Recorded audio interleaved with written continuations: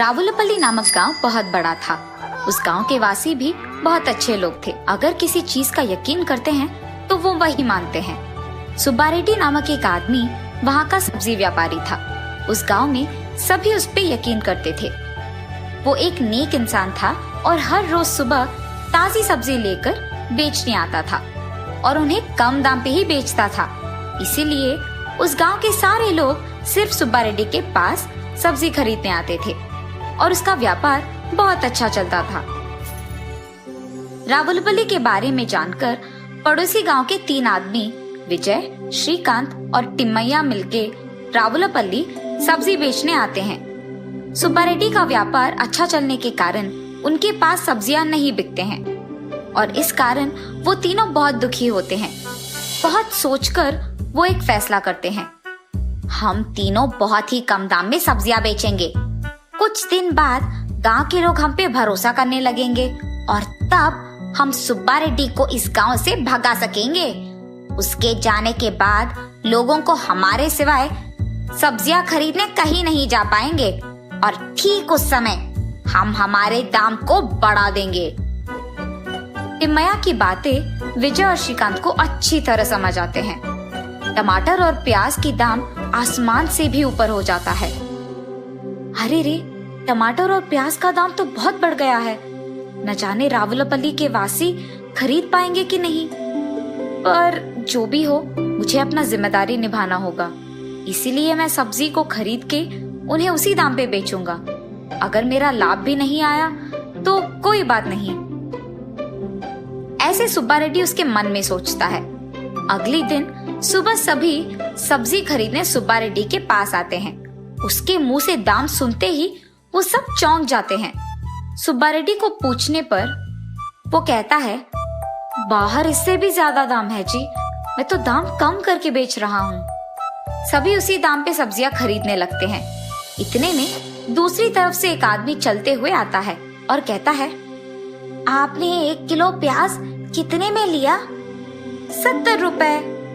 वहाँ तो 1 किलो 40 रुपए में दे रहे हैं। ये सुनते ही सारे गांव वाले सोचने लगते हैं कि सुब्बा रेड्डी लालची बन गया है और सभी उसके पास जाने के कारण ही उसने अचानक दाम बढ़ा दिया। इसीलिए वो मिलके फैसला करते हैं कि आगे से उसके पास सब्जी खरीदने कोई नहीं जाएगा। अरे ये क्या, बाजार में तो 1 किलो प्याज 70 रुपए है ना। ये लोग कम दाम पे क्यों बेच रहे होंगे? दाल में कुछ तो काला है और मैं इन सब्जियों को कैसे बेचूंगा?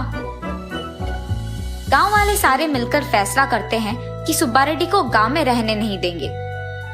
सुब्बा रेड्डी के समझ में आता है कि ये सब पड़ोसी गांव वालों का किया है, लेकिन उसे समझ नहीं आया तब कि ऐसे कम दाम पे बेचने पर उन्हें तो नुकसान पहुंचेगा, तो फिर वो क्यों ऐसे कर रहे हैं? तब उसे समझ में आता है कि उसे गांव से भगाने के लिए ही उन्होंने ये सब किया। श्रीकांत, विजय और टिम्मैया के फैसले के मुताबिक ही सब कुछ हुआ था, लेकिन सब्जियों को कम दाम पे बेचने के कारण उनके कर्ज बढ़ जाते हैं।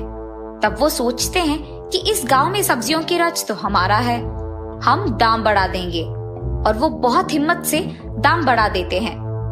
सुब्बा रेड्डी के चले जाने के कुछ ही दिन बाद रावुलपल्ली में सब्जियों का दाम सोने से भी बढ़ जाता है। सारे गांव वाले हैरान हो जाते हैं और उन तीनों से पूछते हैं। तब वो कहते हैं कि बाजार में तो यही दाम चल रहा है।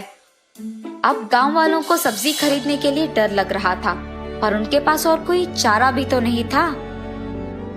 तब गांव वालों को सुब्बा रेड्डी की याद आती है और सोचते हैं कि बेचारे को उसकी गलती के बिना ही हमने गांव छोड़ने बोल दिया।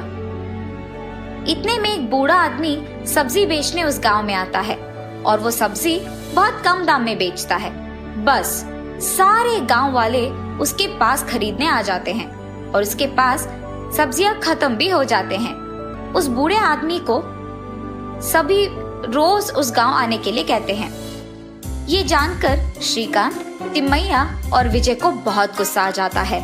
तीनों मिलकर उस बूढ़े आदमी को चेतावनी देते हैं और कहते हैं कि अगर इस गांव में रहना है तो हमारे कहे दाम पे ही सब्जियों को बेचना है, वरना हम तुम्हें यहाँ नहीं आने देंगे। बूढ़ा आदमी अगले दिन आकर आराम से सब्जियों को उसी दाम पे बेचता है। तब से गांव वाले उस बूढ़े आदमी से कहते हैं कि तुम्हारे ही जैसा एक आदमी था सुब्बा रेड्डी, वो बहुत अच्छा था। तब वो बूढ़ा आदमी उसका नकाब उतार देता है और सबको पता चलता है कि वो असली में सुब्बा रेड्डी ही था। आश्चर्यचकित होकर सभी उससे पूछते हैं कि ये सब कैसे हुआ, और सुब्बा रेड्डी सभी को सब सच समझा देता है। उसके बाद गांव वाले श्रीकांत, विजय और तिम्मैया को गांव नहीं आने देते हैं। रावुलपल्ली की प्रजा को उनकी गलती का एहसास होता है और पहले जैसे बहुत खुशी से जीने लगते हैं।